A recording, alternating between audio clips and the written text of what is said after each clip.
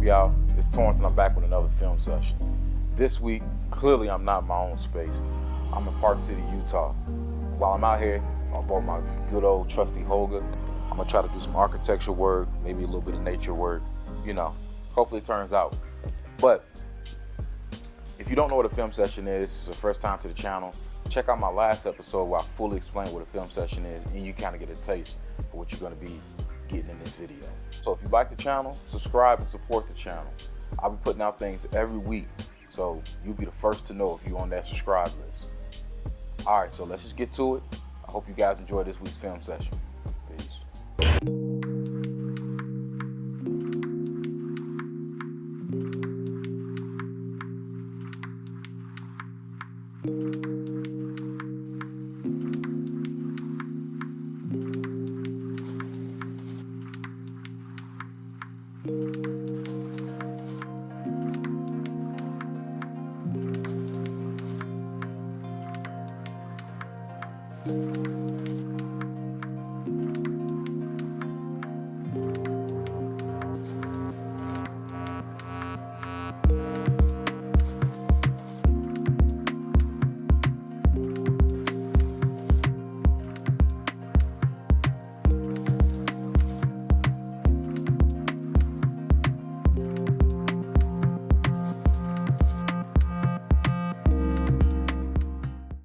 Yo, welcome back. I hope you guys enjoyed that film session.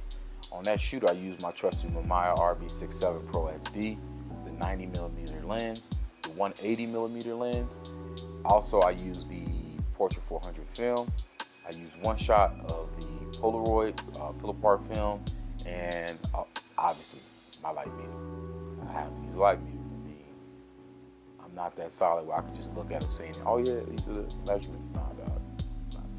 I want to give you guys just a little bit of in-depth look into my workflow. So usually before I even do a shoot, I'm thinking of concepts, I go on Pinterest and I make mood boards. I look at other photographers' work. I look at some interesting images that may have been off of magazines or billboards or something like that, and I put together a mood board. And then I share that mood board with the model and with the crew. On this particular shoot, my model, her name was Mamie. I'll put her Instagram in the description as I always do. And when she agreed to do the shoot, I sent her over the mood board, said, hey, what do you think about this? Think about this particular shot. I want to kind of mimic something like this. And in that mood board, I had this kind of like this royal look, you know, this huge hallway, you know, big stone architecture, big lamps, something that's kind of like a path, you know, going down a hallway. So she liked the shoot. But I also, you know, I called her and, you know, just for a few minutes, we just got to know each other. And I would encourage you to do this. Building that small relationship with the subject that you're going to shoot, it's going to show in your images. They're going to feel comfortable around you. They're going to trust you to make them look good. And when you don't have that, you're going to see it. You're going to see like they may be kind of reserved and they may not even try things with you. They may not feel like they can be themselves and maybe goof around or just totally try something different that'll get you an amazing image. So I will say, you know, build that relationship, but keep it professional. Like, you don't want to come off as this creep.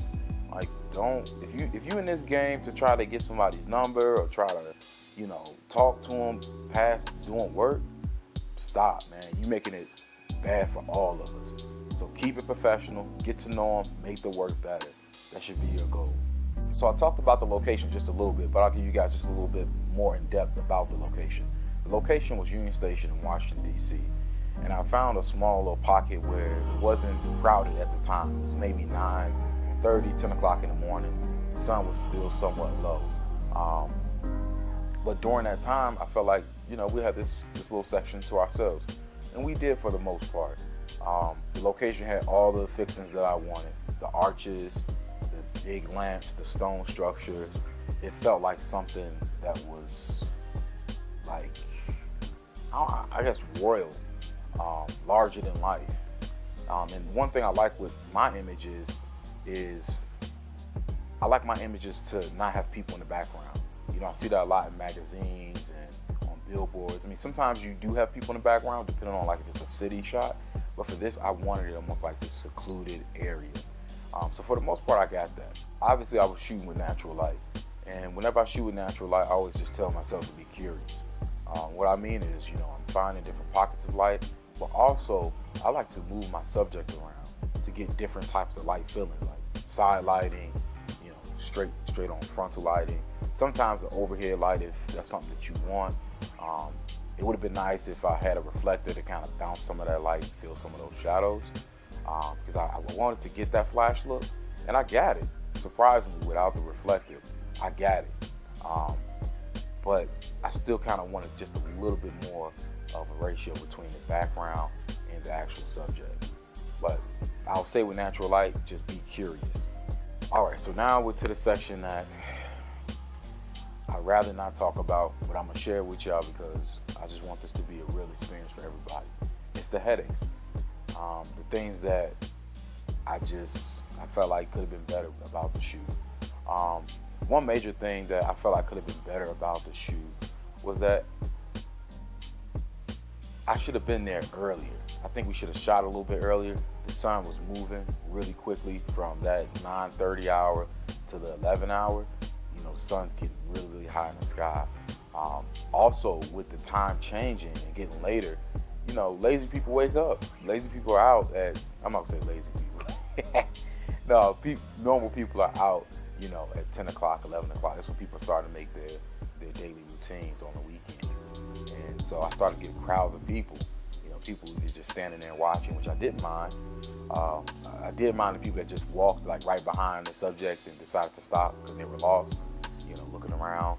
I had one dude trying to talk to the model. I'm like, dog, you working, man. He got mad because she didn't want to talk to him. Like, she didn't want to give him his number or her number. And he was like, man, I was just trying to ask a question. Nah, man, we trying to work. Like, go somewhere. And it's 11 o'clock in the morning, you trying to get somebody's number, bro. Go eat breakfast or something. But those are really my two headaches. And like I said, I kind of wish I would have had a reflector with me.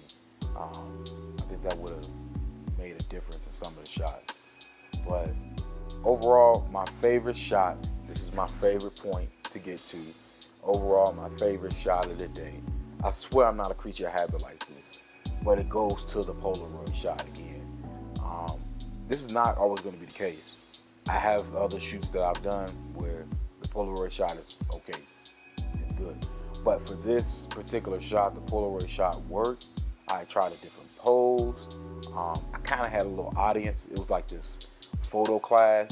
They were learning how to take photos, and they just happened to stumble upon me, the real photographer, taking photos. So I was kind of gassed up, and we got this pose. I got this angle right, snapped it, pulled it out in front of them, hit the timer.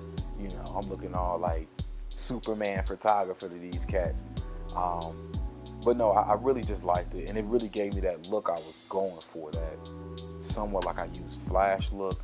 I got an angle right where the sun was hitting it right. So that was my favorite shot.